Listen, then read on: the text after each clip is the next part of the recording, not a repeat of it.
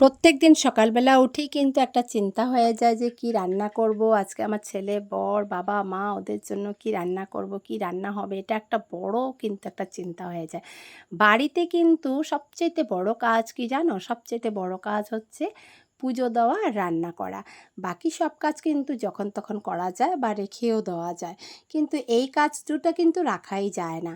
তো চলো বন্ধুরা, আজকে তোমাদের কাছে আমি সকাল থেকে দুপুর পর্যন্ত কি কাজ করেছি তোমাদের কাছে আজকে ভিডিওটা শেয়ার করলাম। সম্পূর্ণ ভিডিওটা দেখার জন্য অনুরোধ রইল। তো রাধে রাধে, আমি সুমিতা আসলাম আসাম থেকে বলছি। আবার চলে আসলাম তোমাদের কাছে ছোট্ট একটা মিনি ব্লগ নিয়ে। তো আজকের মিনি ব্লগে সবাইকে জানাই অনেক অনেক শুভেচ্ছা।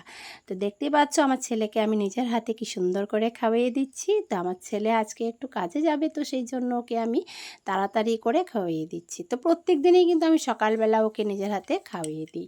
আমি যদি ওকে সকালবেলা না খাইয়ে দিই তাহলে কিন্তু ও বলে আমি খাবোই না, কারণ তোমার হাতের খাবার খেলে আমার খুবই ভালো লাগে। তাই ওকে আমি আজকে বাটার দিয়ে আলু সেদ্ধ মাখা করে খাওয়িয়ে দিলাম।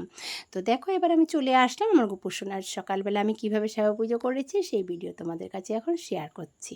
তো আজকে সকালবেলা আমি ঘুম থেকে উঠে বাড়ির সব কাজ সেরে এবার দেখো স্নান টান করে আমার গোপুসোনার জন্য ফুল তুলে নিয়ে আসলাম আর গোপুসোনাকে ফুল দিয়ে সাজিয়ে দিলাম। এবার দেখো কি ভোগ দিয়েছি। সকালবেলা চিড়া, গুড়, কাজু, কিশমিশ আর তার সাথে একটু গুড় দিয়ে দিলাম, কারণ মিষ্টি কিন্তু আমার গোপুসোনার খুব প্রিয়। তারপর দেখো দুপুরবেলার দিকে গোপুসোনাকে কী ভোগ নিবেদন করব, এটাও একটা বড় চিন্তা হয়ে গেছে। তো ভাবলাম প্রত্যেক দিনই তো আমি গোপুসোনাকে অন্ন রান্না করে দিই, আজকে আর অন্ন রান্না করব না। তো চলো আজকে কি রান্না করছি তোমাদের কাছে শেয়ার করছি।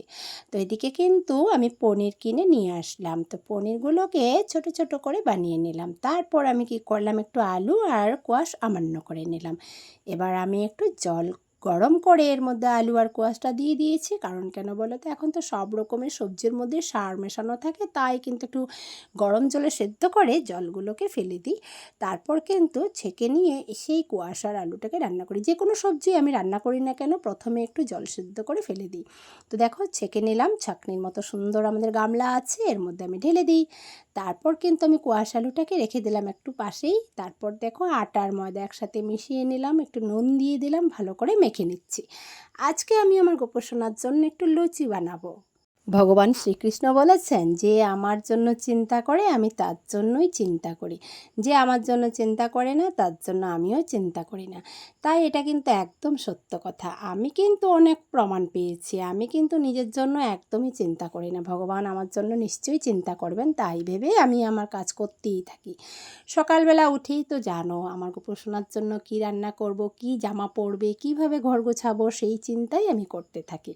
তো এইভাবেই কিন্তু আমার দিনটা চলে যাচ্ছে। আর আমার গপু কিন্তু আমার জন্য চিন্তা করছে যে আমার কি লাগবে, আমার কি দরকার, আমি কি করে কীভাবে কি করব, সেই ভগবান কিন্তু আমার জন্য চিন্তা করছে। তাই আমি আমার নিজের জন্য একদমই চিন্তা করি না, কারণ আমি জানি আমার গপু আমার পাশে আছে, আমার জন্য চিন্তা করতেই থাকে।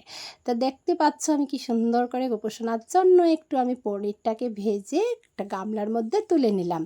তারপর তেল গরম হওয়ার সাথে সাথে একটু গোটা জিরা দিয়ে দিলাম, তেজপাতা দিয়ে দিলাম, আর সেই সেদ্ধ করা কোয়াশ আর আলুটাকে দিয়ে দিলাম। একটু ভালো করে সাঁতলে নিচ্ছি, কারণ কেন জানো, ভাজা ভাজা না হলে কিন্তু ভালো লাগে না। তো লাল লাল করে কোয়াশ আলু ভেজে এর মধ্যে টমেটো কোচানো, আদা আর একটু কাঁচা লঙ্কা দিয়ে দিলাম। তারপর ভালো করে সাঁতলে নিলাম, আর দেখো একটু গরম জল দিয়ে দিয়েছি। আর নামানোর সময় আমি কিন্তু একটু অন্নপূর্ণা ঘি দিয়ে দিলাম, কারণ ঘিটা দিলে তারপর কিন্তু খুব ভালো লাগে খেতে।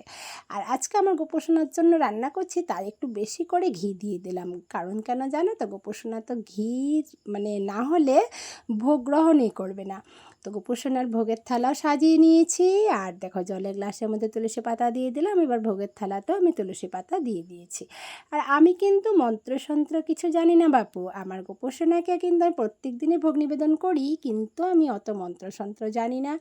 তাই আমি হরে কৃষ্ণ কৃষ্ণ কৃষ্ণ হরে হরে, হরে রাম রাম রাম হরে হরে, এই মন্ত্রটি বলেই, মহামন্ত্রটি বলেই আমি প্রত্যেক দিন গোপোষণাকে স্নান অভিষেক করাই, ভোগ নিবেদন করি এবং ঘুম পাড়াই। এতেই আমি মনে অনেক শান্তি পাই। তো দেখো তারপর আমি নিজের হাতে গোপোষণাকে ভোগ সেবা করালাম। তো আজকে আমি ঠিক গোপোষণাকে ঠিক সারাটা দিন এইভাবেই সেবা পুজো করেছি। রাধে রাধে, আবার আসবো কালকে সুন্দর ভিডিও নিয়ে। হরি বল, হরে কৃষ্ণ।